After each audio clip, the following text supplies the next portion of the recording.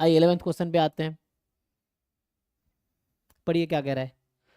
So the 11th question is fx be the quadratic function polynomial such that f minus 2 plus f3 is 0 if one of the roots of fx is equal to 0 is minus 1। अच्छा, तो मतलब ये भी पता चल गया कि f of minus one भी 0 है, ठीक है ना। तो दो कंडीशन, एक ये है, एक ये है। Then sum of the roots of fx बराबर 0। तो क्वाड्रेटिक पॉलिनोमियल है, तो fx क्या हो सकता है? fx हो सकता है ax² plus b x plus c, यही है ना, ये है।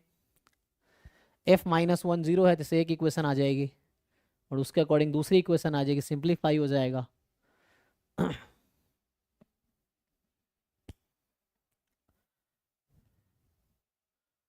सम ऑफ रूट्स क्या होता है? Alpha plus beta.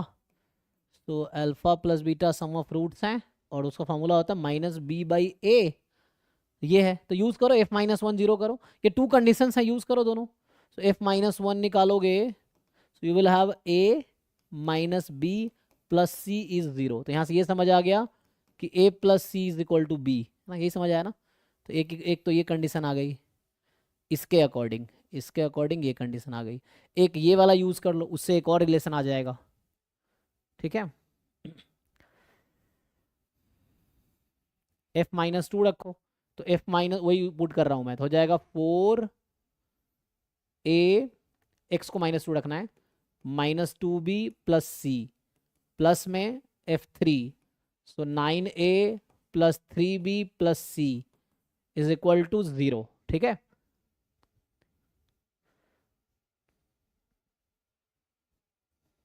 तो यहां से 4a plus 9a 13a and minus 2b plus 3b plus b c plus c 2c इज इक्वल टू 0, यहां से है। और पहले मेरे पास था a plus c is b, है ना, तो b को मैं वापस हटा के ac में ला सकता हूं। तो यहां से आ जाएगा 13a, b को वापस रख देता हूं, a plus c plus 2c is 0। तो यहां से आ गया 14a प्लस 3c इज 0।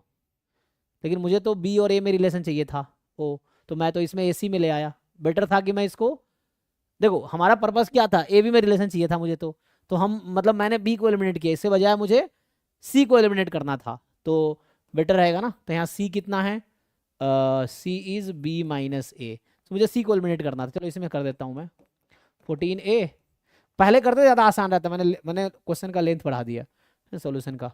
सो 3 हो जाएगा, b minus A is 0, so 14a plus 3b minus 3a is 0, so 14a plus 14 minus 3 ना 11a, right, 11a plus 3b is 0। सो खुद आप बताओ मुझे b बाई ए कितना होगा यहाँ से, या माइनस b बाई ए कितना होगा, इधर चला जाएगा, चेक करो।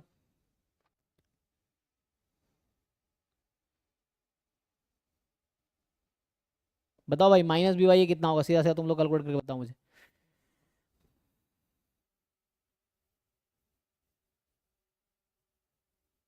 11/3। 11/3, बाकी लोग देख लो, सिंपल है। Just to divide by a, divide by a करोगे तो यहाँ 11 उधर माइनस 11/3 हो जाएगा, तो 11/3 दिस इज आंसर, ठीक है ना। सो ये मैंने 11 क्वेश्चन सॉल्व किए हैं, तो बाकी आप सॉल्व करके आओ। तो अभी मैंने सिर्फ पहले 11 क्वेश्चन सॉल्व किए हैं। तो आज हमने जो आपका ये पेपर है, मैं आज थोड़ा कम ही सॉल्व कर रहा हूँ। ये जो बुक है भेजा मैंने ग्रुप में, तो पहला पेपर जो था ये 2024 का ही है, जैसे आप लोगों ने बताया, वेबसाइट पे है। सो ISI MS QMS 2024 का पेपर हम लोग सॉल्व कर रहे हैं। तो मैंने अभी क्वेश्चन 1 से क्वेश्चन 11 तक डिस्कस किया है, जिसमें कुछ क्वेश्चन मैंने कहा आप खुद सॉल्व करो, जो छोड़ा है मैंने। तो आप ऑनेस्टली सॉल्व करो, इतना ही नहीं, आप पूरा पेपर सॉल्व कर लो। जितना जल्दी पूरा बुक कंप्लीट कर सकते हो, 2 दिन 4 दिन 5 दिन 10 दिन में, जो आपकी कैपेबिलिटी है उसके अकॉर्डिंग पूरा बुक कंप्लीट कर लो। जो क्वेश्चन नहीं हो रहे हैं उसको स्टार मार्क करके या कहीं सेलेक्ट करके रख लो। नेक्स्ट क्लास होगी तो जो बच्चे सिंसियर हैं, इफ़ यू आस्क कि सर मुझे वो क्वेश्चन बता दो जो मैंने सॉल्व किया मुझे नहीं हुए, तो पहले मैं वही क्वेश्चन बताऊंगा, है ना। क्योंकि जो है, कुछ लोगों को अगर ये लगता है सर पढ़ा देंगे एग्जाम निकल जाएगा, तो ऐसा कभी नहीं होगा, है ना। एग्जाम निकलता है बच्चों की मेहनत से। मैं नहीं भी पढ़ाऊंगा तब भी बच्चे एग्जाम निकालेंगे। इट्स नॉट लाइक कि मैं जिसको पढ़ा दूंगा वो एग्जाम निकाल लेगा। जो बच्चा पढ़ेगा उसका एग्जाम निकलेगा, चाहे मैं पढ़ाऊं या कोई पढ़ाए या नहीं कोई पढ़ाए तभी निकलेगा।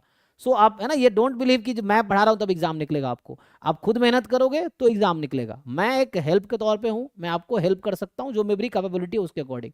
So believe on your self, अपनी कैपेबिलिटी पर भरोसा करके मेहनत करो, और कहाँ हेल्प चाहिए मुझे बताओ, मैं वहाँ हेल्प कर सकता हूँ, ठीक है ना। तो इसी के साथ मैं ये कह रहा हूँ, ये पेपर कंप्लीट करके आओ, जितना कर सकते हो करके आओ। ये मैंने डिस्कस किए हैं। आगे कल आप चाहोगे तो मैं 12 से आगे एक एक क्वेश्चन आगे डिस्कस करूंगा, जैसे अभी डिस्कस किया है। सॉल्व करके आओगे तो आप डाउट पूछोगे, डाउट बता दूंगा। इफ़ यू वांट कि मैं एक एक क्वेश्चन डिस्कस करूँ तो भी कोई दिक्कत नहीं है, ठीक है। तो आज यहीं स्टॉप करते हैं। कल कल भी क्लास होगी, ये क्लास चलती रहेगी डेली, 7 दिन क्लास होगी, ठीक है, ऑल 7 डेज। मतलब जिस दिन छुट्टी होगी मैं बता दूंगा, ठीक है ना। अदरवाइज 7 दिन क्लास होगी, जब छुट्टी होगी तो ग्रुप में आ जाएगा कि आज क्लास नहीं है। चलिए, थैंक यू।